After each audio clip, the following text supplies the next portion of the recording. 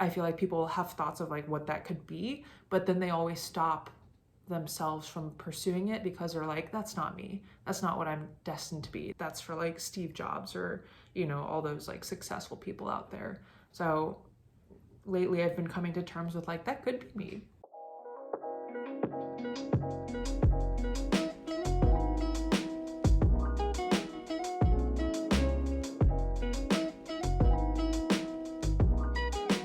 My name is Kat. If you know me, you know that I have a personal blog that I write for. It's about 8 years old. It's called Never Stationary. These are topics that I would usually write about on the blog, so I figure why not just talk about them in person? It's like the same thing, technically. I wanted to make a video about some key themes in my life, principles, I don't know what you'd call them, learned key lessons about them, had some unique personal experiences, and I have 7 themes that I wanted to talk about. The first one is confidence.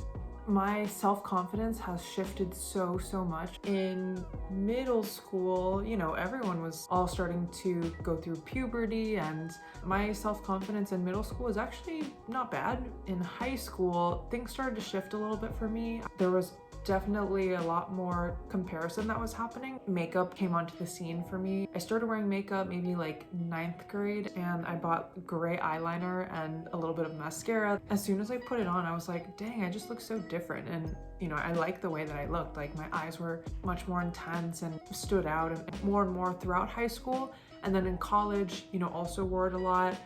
After graduating, I usually wore a little bit of makeup to the office. Up until maybe about a month ago, during COVID at home, I would not wear any makeup unless it was a very special occasion or, you know, my confidence was low.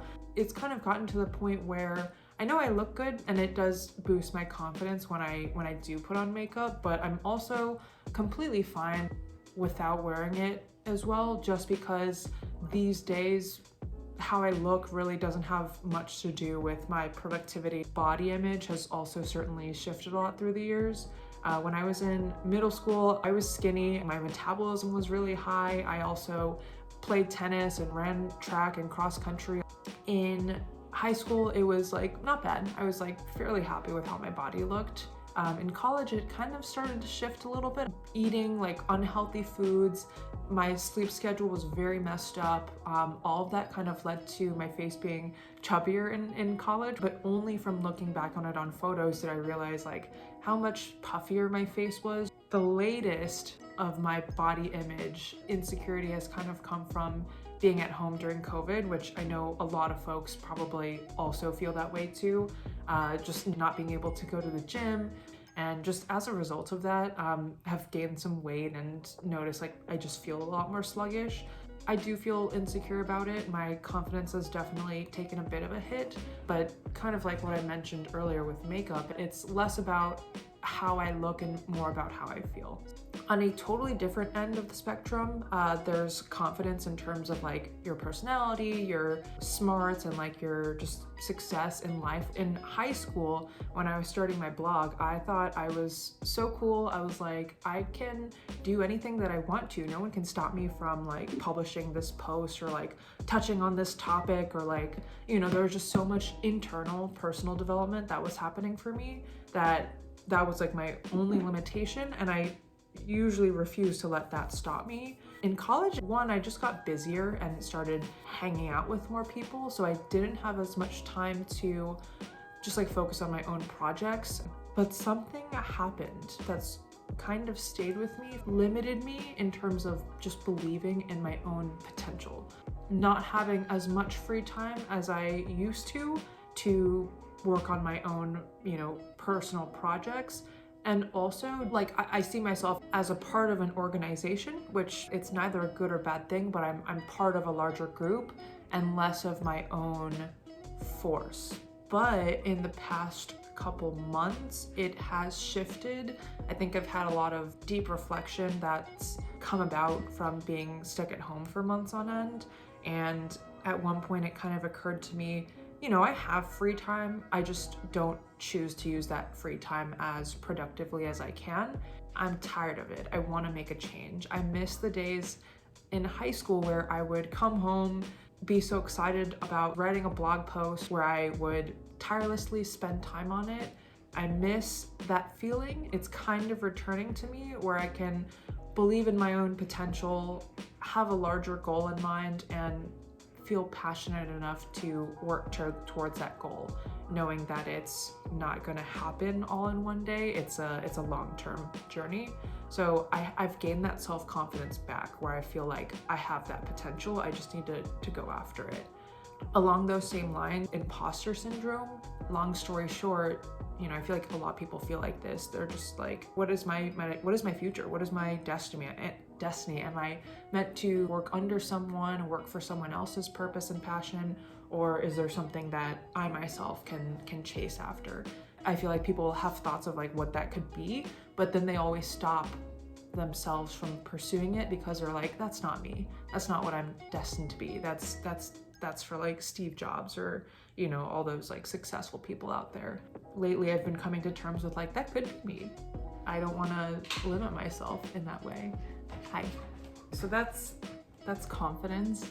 The second theme is identity. We love a good identity crisis. There's a concept that I learned about, intersectionality, which, to put it in very, very simple terms, it's like if you put a bunch of layers on top of each other. I'm not just a human, I'm a female. I'm not just a female, I'm Chinese. I'm not just female and Chinese, I'm 24 years old. I'm heterosexual. I first heard about it in high school because of debate. People were talking about like how people with different intersections in terms of identity have such different experiences. Oh, that's my food. Looking back, being the minority, two things kind of put that a little bit more in perspective for me. One was being really involved in debate, got to know people from all over the country and from different backgrounds, different schools. Being able to interact and become really close friends with people from that community gave me a lot of context of like, my high school is not the whole world. It's a temporary like pool of people that I'm in. And then when I went to college, it also really balanced out, I would say. There was so much more diversity among the student body. I also had like a confidence boost in college. In high school and before, I went by Catherine, and then when I went to college, I made a explicit decision to go by Kat and also to be more confident too. I saw that transition as a like blank slate where no one knew me in college, so I can kind of set the stage for who I am, what my personality is like. That was a decision that I am so thankful that I made. I can really see since making that decision how it's changed my life and changed my outlook on life. The third theme is reflection. Ever since high school, ever since I started a blog and have developed a writing habit and all that, I've been a very reflective person. I love to, you know, if I'm feeling happy, if I'm feeling sad, if I'm feeling angry, frustrated, just like write it out and reflect on those thoughts. For me, I found so much value in being able to just express my emotions in the heat of the moment, and just process my feelings. And then also being able to read back on those thoughts days, weeks, months, or years later is just so interesting.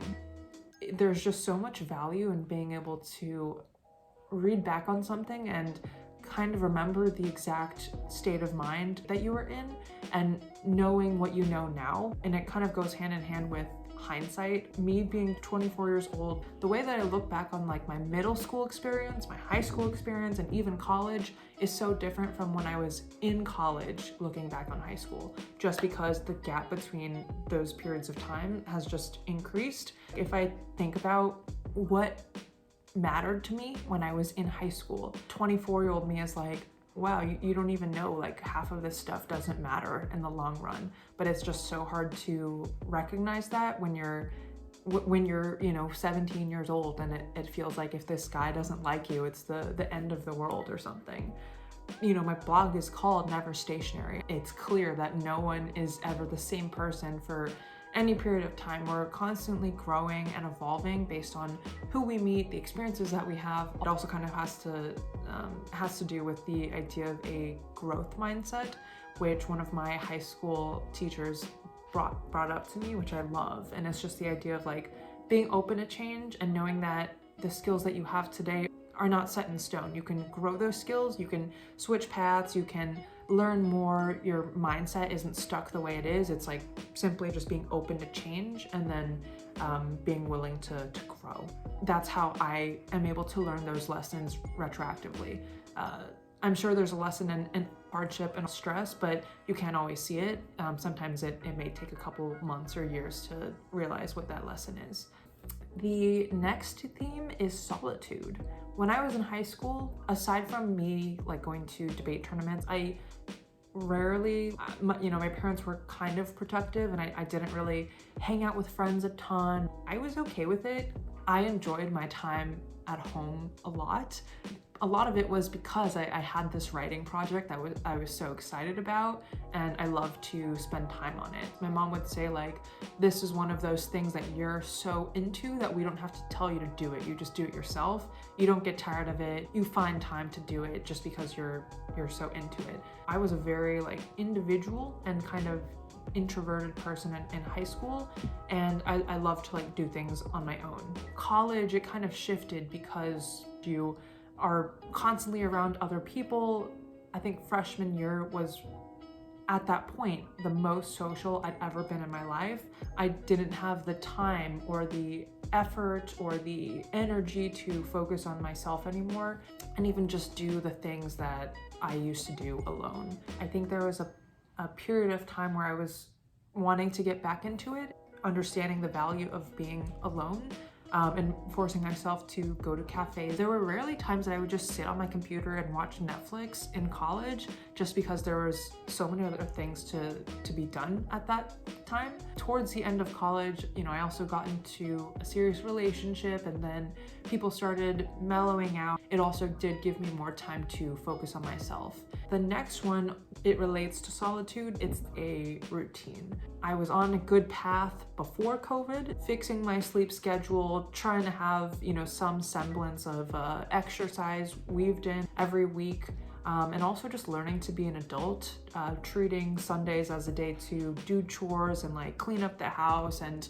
get ready for Monday, prep for the week. I read a book by Charles Duhigg about forming good habits, which I still take with me to this day. Small daily changes that you can do that really build up over time. Having a solid routine really helps develop those habits because eventually it gets to the point where you don't have to make effort to carry out those habits. One thing that forming a routine has helped me accept is the idea of slow progress. I have all these like big ideas and like big goals for myself, and in my head, I'm like, oh, if I just work really hard for the next week or so, I can have some tangible result that I can see by a week from today. And more times than not, it's not really feasible. It's a slow build. It might take like a year or two, but having that routine, setting it in place, over time you can really see the difference. So the very last one that I want to talk about is optimism. I was voted most positive as my superlative when I was in 5th grade. I will remember that for the rest of my life. People have frequently commented on like how optimistic I am. They're like, you're just always in a good mood. I feel like you are happy with everyone and like don't get upset about a lot of things. I think that's somewhat true, but it's not necessarily because I'm an optimistic person. It's also the fact that I don't really share a lot of negative feelings with people around me. I also tend to be kind of like a people pleaser or like very accommodating. I would say that I've been more pessimistic lately. COVID has definitely impacted that, but also I think it's just like growing up, like, learning things about life and seeing the way that the world works. I usually am the type of person to try to phrase things in a more positive light for both them and also for me. I would say overall, I'm shifting towards more of a neutral emotion where I do still want to see the positives in life, but I do want to recognize like life is not perfect and the world is not perfect. People are not perfect. I appreciate you watching if you watched all the way to the end. If you feel so inclined, I would love to hear some themes in your life that have been important. Okay, well, thank you for tuning in and hope you have a good one. Bye.